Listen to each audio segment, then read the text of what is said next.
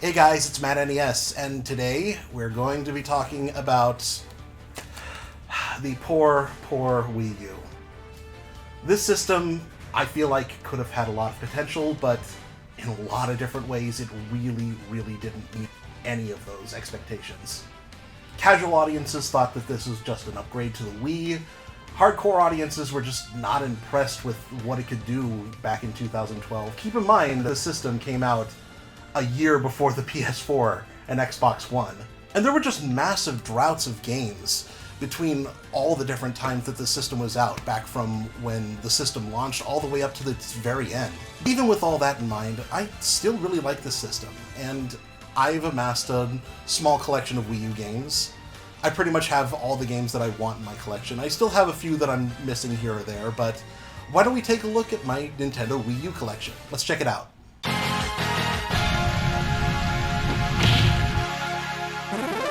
So before we get into the games themselves, I actually wanted to talk about the cases here. In my opinion, these are kind of a really big step down from the original Wii cases. You know, I really like the really cool swooping logo that they had with the white and dark gray that said the original Wii logo on it. But these, I don't know, man. It's the white with the baby blue, like powdery baby blue. It's even on the spine here. Like, it doesn't look that good. And if that's not bad enough, like, when you open the case, there's, like, a big chunk of plastic, like, ripped out of here. I guess, like, the idea was to make it easier to recycle, but, like, for guys like me who like to collect games, like, this is just kind of ugly and weird. So, it's a shame that the cases are this bad, but, you know, I guess you could do a whole lot worse. But yeah, let's actually talk about this game that I'm holding now. New Super Mario Bros. U. This was one of the two launch titles for the game. Well, at least first-party launch titles from Nintendo themselves, and man, this was not a super impressive game. During the time frame that this game was first announced, like, we had just gotten another New Super Mario Bros. Game on the 3DS, and up to this point, like, we've just gotten 4 of these games, like, almost back to back to back, and they're all very samey and kind of cookie-cutter-ish. Now, it sounds like I might be bashing on this game a little bit, but it's still a first-party 2D Mario game. It's still fun. It's still a good, you know, game, but it just felt really samey and not very original, honestly. So I can understand where the hate comes from with this game. So, and having this be like the system's launch title, as if to say that this is supposed to be its killer app, was already not a super good look for the system. So I can already see why the Wii U started off as weak as it did. Now, this game should have been the launch title for the system. This is Super Mario 3D World, and man, what a step up from New Super Mario Bros. U. This is a full-on 3D Mario game with co-op. And I will tell you, this is the best that co-op has ever been in a Super Mario Bros. Game. Just for the simple fact that you walk on a full 3D plane makes this way easier to play with other people, just because you're not, like, bouncing off of each other's heads constantly like you are in the 2D co-op Mario games. Yeah, but I definitely like all the power-ups. The cat suit's really awesome. The Boomerang Brothers suit's great. This is a fantastic game. Definitely one of my more favorite 3D Mario games. Now we're on to the third and final Mario game that I have in my collection, Super Mario Maker. Now this, in my opinion, is definitely a reason to own the Wii U. Even with the sequel, Super Mario Maker 2, like, I feel like I miss using the gamepad with this game. Like, having both the TV screen and a tablet in order to make and play games at the same time, it's definitely something that I miss from the newer release. But this game, I spent, like, literal hundreds of hours making levels. I never would have thought that I would have gotten into creation aspects in certain games. Like, things like Minecraft never really appealed to me, or anything like that, really. But there's something about this game, like being able to make 2D Mario games, and, you know, making levels for my friends or streamers and stuff like that, and having them play these levels for me. It's super enjoyable. This is a perfect 10 out of 10 game for the system. I love this game. Next up, we have Captain Toad Treasure Tracker. this is a game that I actually haven't gotten a chance to play. I definitely tried to support the system as much as I could, so I ended up buying a bunch of games when they were released brand new on the market, but I just got distracted with other stuff at the time. I definitely do want to play this game at some point. I've heard nothing but great things, and I did play the Captain Toad minigames in 3D World, but this is just an expanded version of that. I know it was also released on 3DS and Switch, but, you know, I don't feel the need to spring for it, especially since I have this copy here. I got a perfectly working Wii U. Don't really have any opinions on this game, just haven't gotten a chance to play it yet. So I got a little bit of a history with this one. I originally bought this game on the Wii when the Wii was brand new, and I didn't really like the motion controls that they kind of tacked on for that game. I liked the pointer controls even less when it comes to that, too. I didn't really get that far in this game, especially since, like, the opening for this game is really long and kind of boring. I think I got, like, 2 dungeons in and I just stopped playing. But I've wanted to give this game another shot, because I've heard, you know, this game doesn't have a lot of the tacked-on motion controls that the Wii originally had, and what little motion controls there are, you can either ignore them completely or just straight up turn them off. Plus, I also like the fact that the game just looks more vivid and brighter. It just looks a whole lot more lively. The original game kind of looked kind of muddy. I think I was a little bit too harsh to judge this game, so I'm going to give this game another shot at some point. I'll let you know when I actually do get around to playing it. Hey guys, I don't play my games apparently. This is another game that I bought, had every intention on playing, but I just never got around to it. I've heard this is actually a really good Yoshi game. The last couple of Yoshi games that I played were not so great, those being DS and New Island. I've heard that this is much better, though. I still plan playing it, I just need to get around to it. I also haven't played the new one on Switch, the Crafted World, either. Yeah, this is one that I have definitely played, though. This is a fantastic game. Very stylish. Very difficult, but fair. Overall, this is a fantastic 2D platformer. I can't sing this game series. Like, the entire series alone, like, even the original Donkey Kong Country games are also great. Like, every game in the series is fantastic. Play this game when you get a chance. It's available on Switch too. Buy this game. Play it. It's fantastic. This is another one that I did play for a little bit. It was a little hard for me to see when I first started playing it. If you guys don't know, I actually have some visual problems. I'm actually considered to be legally blind, but, you know, whatever. But you play this game exclusively on the pad itself, and I was having some trouble playing the game. I think I might give this game another shot at some point. See if I can adjust some things. I do plan on playing this game. Every game in my collection I plan on playing and finishing at some point. It's just gotta add it to the bucket list, you know? But I think I can adjust some things to make it a little bit easier for me to see. We'll see. Here's one that I put a little bit of time into. This is the original Splatoon. I never played the single-player campaign, but I played a ton of Turf War and Splat Zones on this game, especially Turf War. This is a really fun game, and I still play Splatoon 2 on the Switch as well. It's even better with friends. Like, I actually have a group of friends now that I occasionally play both Splatoon 1 and 2 with. More so Splatoon 2 with, but, you know. But this is still a really fun game. I don't know if the servers are still going with this one. It's been a while since I've gotten back to it. I think they are. But yeah, Splatoon. It's a good game. Here is one I definitely put a lot of hours into. Like, probably close to 300, 400 hours. Just with all the people that had come over and played this game, and me playing this on my own, playing online for glory. This is probably the first Smash game that I actually full-on loved. I still liked the series from the beginning. I still played the series from the beginning, but this is the first one that I actually really got into. I actually tried to learn like some advanced mechanics and stuff like that, like B reversals and all the different things that you can do with edge guarding and stuff like that. And funny enough, I actually got another friend of mine who never played Smash that much in their lives. The times that they have, they said they hated it, and I introduced this game to them, and it somehow clicked for them. It was when they started playing Little Mac. This is definitely one of my favorite Smash games of all time. I still think Ultimate is objectively better, but I'll still have a soft spot for this game, especially since my favorite character of all time for Smash Bros. Was introduced in this game, Mega Man. Yeah! Oh boy, this game right here.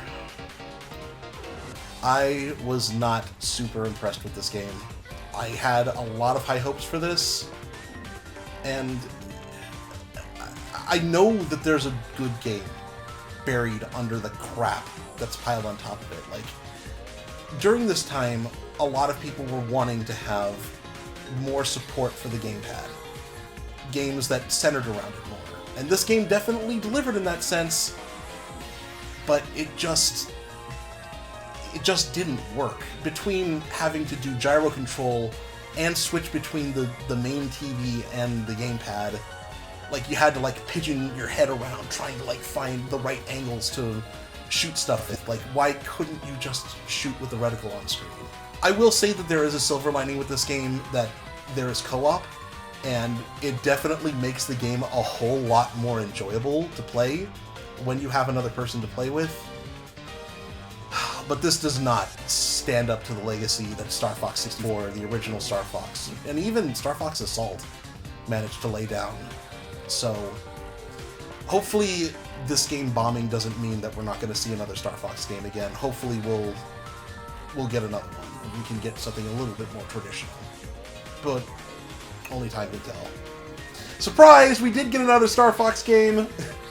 Well, this was just actually a pack-in for Star Fox Zero. This is kind of a weird, camera game where, you're supposed to, control, robotic drones through a security system. It's kind of like Five Nights at Freddy's, but with Star Fox characters? That's kind of an awful description for this game, but it's kind of not either. It's not horror-based or anything like that. It's just what I described. You shoot a bunch of stuff with drones through a security system. It's fun-ish, I guess. I didn't really play this for too long. It really doesn't have much to do with Star Fox, so yeah. Hey guys, it's another game that I don't play. So, I definitely heard a lot of good things about the Pikmin series. I just picked this one up recently for $20, kind of cheap at my local Target. They're getting rid of all their Wii U games. I don't know, this is more of a bucket list series for me. I want to get all the games in the series and play them at some point. I know this series has been kind of described as Babby's first RTS series, but I never really got into RTS series, but I've just heard a lot of good things about this game series, so I want to play it at some point. And I certainly can't play it without actually owning the games in the series, so that's why I bought it. That's why it's in the collection. But I suppose now we're getting to the game that was actually supposed to be the killer app for the Wii U. This is Nintendo Land. It's a bunch of gamepad-focused mini-games based on different Nintendo IPs. I could see why Nintendo would have thought this would have been a good idea, but man, this is totally not Wii Sports. A lot of people got into Wii Sports because it was easy to grasp, it didn't use traditional controls, it wasn't confusing at all. You swung the Wiimote in order to swing a bat. You curled your hand up and launched forward like you're throwing a bowling ball. It was really easy to understand, but this game right here didn't really make things very simple at all. I can see how this game could be good for normal gamers because it consists of, IPs that people are familiar with, like Star Fox and Metroid, Super Mario Bros., Animal Crossing, and all that stuff, but to people who don't play video games, they don't really care about that. And hardcore gamers don't really want to play stuff like mini collections like this, so it was kind of a thing that tried to please everyone, but ended up pleasing nobody. the games were still kind of fun. Like they were good for, you know, a day or two, but again, this is not Wii Sports. This was not a thing that lasted. It didn't really set the world on fire when it came out. So I think, once again, I think that this game ultimately failed at being a killer app for the system, and it ultimately didn't sell anything. Hey guys, more games that I don't play. This is Xenoblade Chronicles X. This is yet again another series that I've been wanting to get into.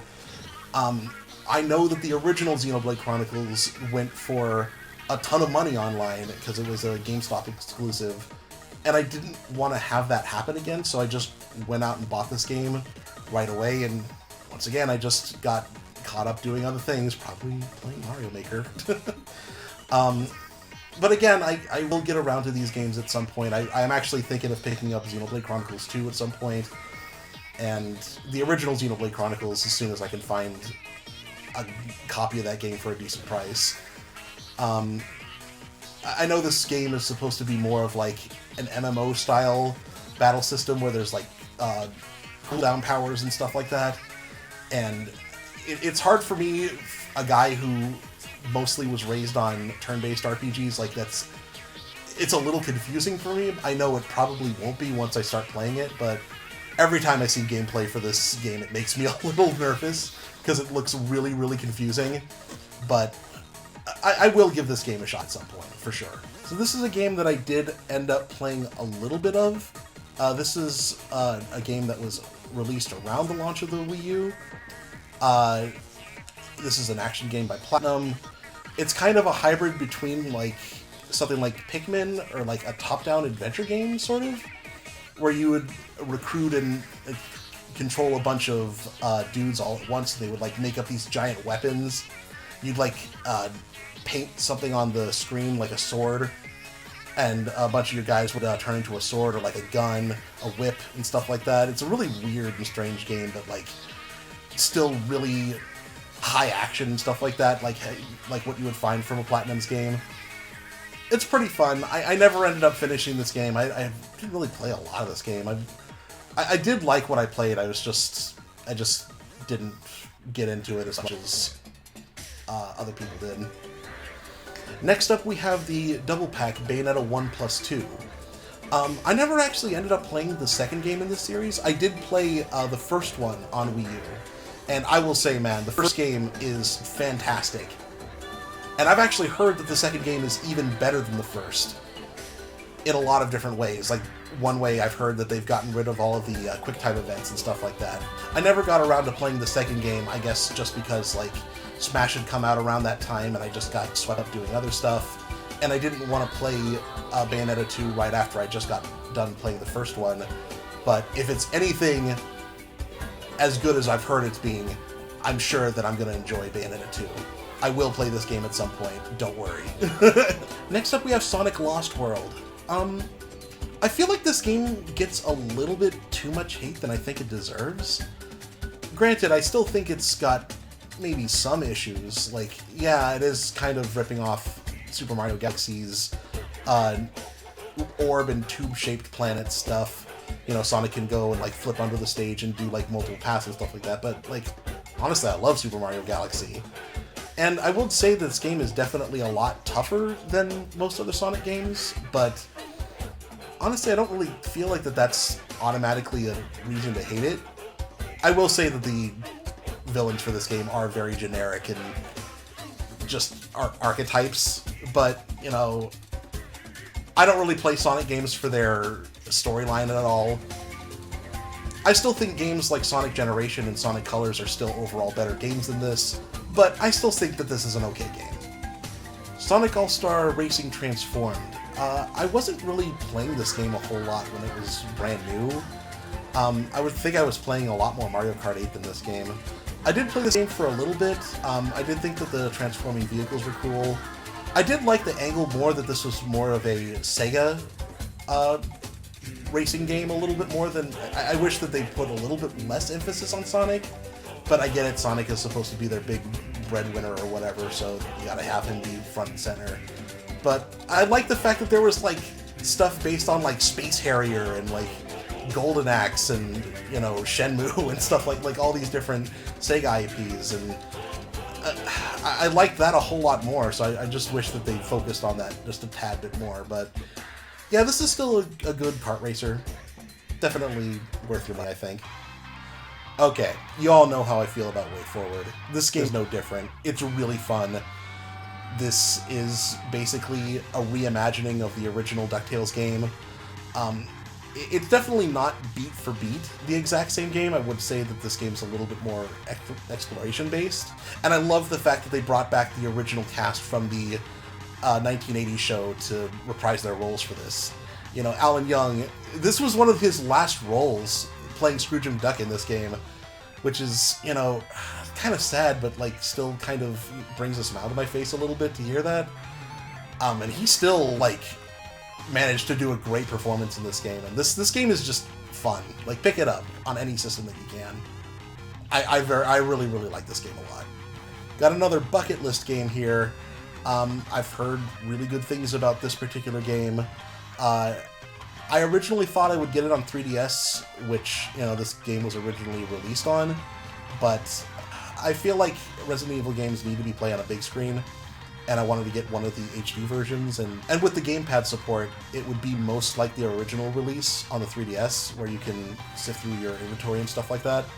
So I ultimately ended up deciding to get it on this system. I know it's also available on tons of other systems like the Switch and the PS4 and Xbox One.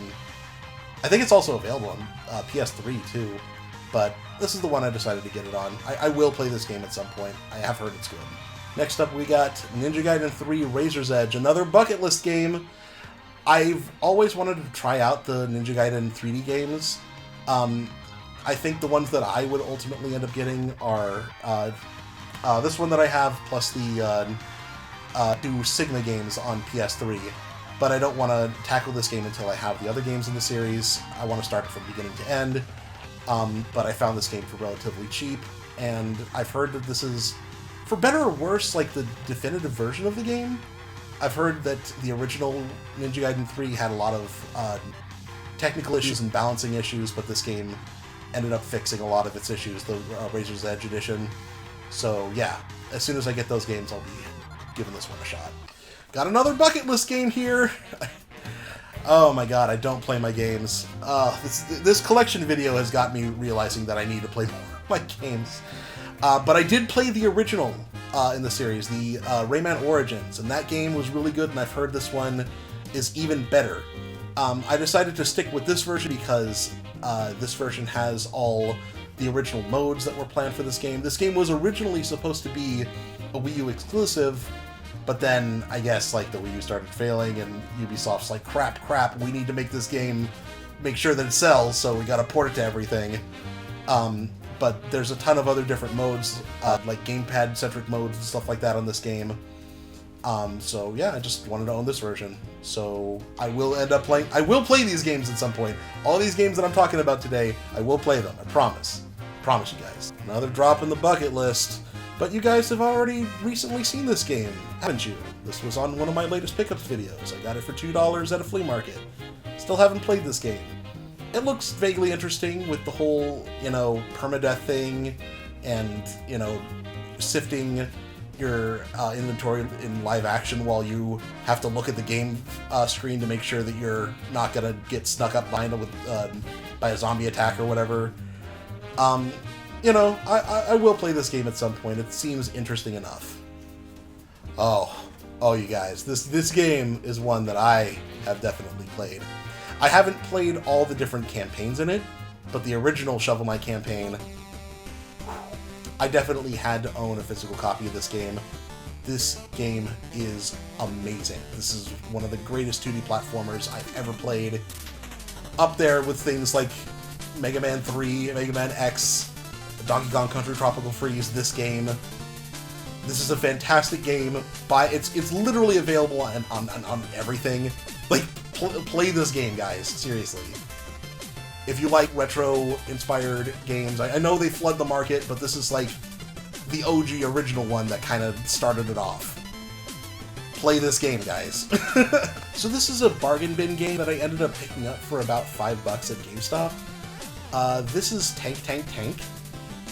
It's pretty much just an arcade style game where you shoot bugs and other giant lizards and monsters and stuff like that while you're in a tank. There's also a really cool like battle mode style where you can fight other tanks. You can have one person on the key and one person on the gamepad playing the game, and it's fun. I'd say it's worth the $5 that I spent on it. As a full-on like $50 price title game, absolutely not. You know, I'm sure this game was priced at that when it first was released. But, you know, I certainly think that it was worth the $5 that I paid for it. This is Adventure Time Explore the Dungeon, because I don't know. It's a great name, I know. But around this time when I bought this game, I was really getting into Adventure Time, and I'd also played the other Adventure Time game that got released on 3DS, and I actually really ended up enjoying that game a lot. This game was also okay. I would say that it's pretty dull to play on your own, but like it's a little bit more fun to have other players play with you. It's kind of like a dungeon crawl game. Not really like Diablo, more like Gauntlet, but like not with the constant throwing of projectiles or like monster generators and stuff. It's just your basic dungeon crawl game where you pick up treasure and try to get to the next level. Like I said, it's fine, it's okay. I think WayForward did a much better job with the other two Adventure Time games, both Hey Ice King, Why'd You Steal Our Garbage, and Curse of the Nameless Kingdom. But yeah, this is fine. Dungeon crawl game with up to 4 players. It's okay. Oh boy, we saved the worst for last, guys. Oh boy. I had a lot of high hopes for this game. I think we all did. I think we all had battle scars when it came to this game, especially Mega Man fans like me. I put down $150 for this goddamn Kickstarter, and I still had to pay extra money for this physical copy that I have right here. That's just... I don't even know. The game never felt right to play. Like, dashing into enemies just always felt wrong. The voice acting is just cringy as all heck. Like, this game, I just... I wish it were better. And I would probably be a little bit more salty towards this game if it weren't for the fact that we finally got Mega Man 11. The proper Blue Bomb's back, everything's fine, but this was crushing when this game finally got released, because this was supposed to be the second coming of Mega Man, and it just wasn't. And that's kind of an interesting way to kind of cap off today's collection video. The Wii U had a lot of potential, but I just don't feel like it really lived up to the potential that it could have had. But yeah, guys, that was my Nintendo Wii U collection. If you want to see more collections like this in the future, make sure to let me know in the comments down below. But anyways, guys, as always, subscribing to the channel, hitting the bell icon, leaving a like, leaving a comment, all that stuff is super, super helpful for the channel and its growth. But regardless, I want to thank you guys so much for watching today's video. I'll catch you guys later. Bye.